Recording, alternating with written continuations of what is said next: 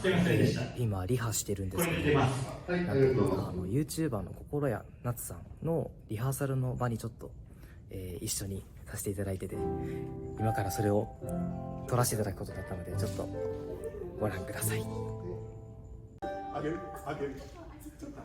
パンダ先生と一緒に歌を2曲歌われるっていうことで、ご自身で作られたっていうことだったんですけど。ありがとうございます。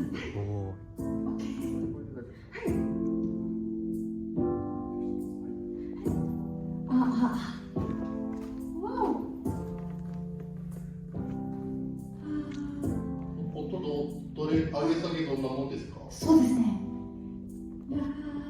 ラジオ気持ちちょっと大きめ、もうちょっと大きめ。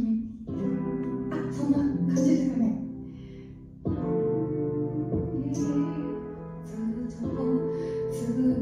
これぐらいで大丈夫そうです。はい、わかりました。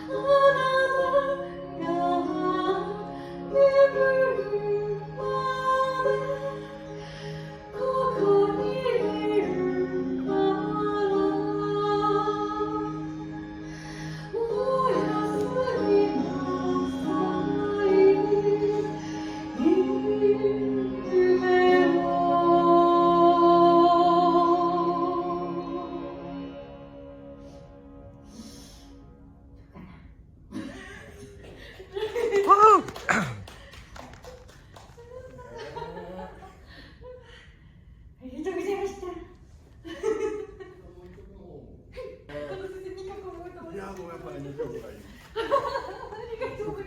他の時間潰してる。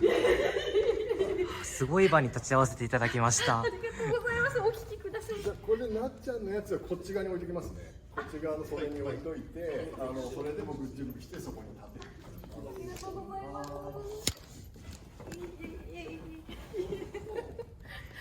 あ、バチコリ練習ね。バチコリな練習。つさん、ちょっと一緒に映ってもらってもいいですか。歌ありがとうございました。リハーサル。心ね、なつさん。心よかでございます。よろしくよろしくお願いします。めちゃくちゃ嬉しいです。嬉しいです。精神科の看護師さんをされてるっていう。そうです。普段は病棟で精神科の看護師をしております。今日は第2部で、一緒に登壇するということで、よろしくお願いしよろます。しくお願いします。まさかこのリハーサルも一緒に参加させてもらえて、なんか歌をこれはやってた人のあれですね。いや、高校生の時にコーラス部に入ってた。それでもうしっかり音楽されてる方、とてもすごい歌を聴かせていただきました。ありがとうございました。はい、ありがとうございました。ありがとうございました。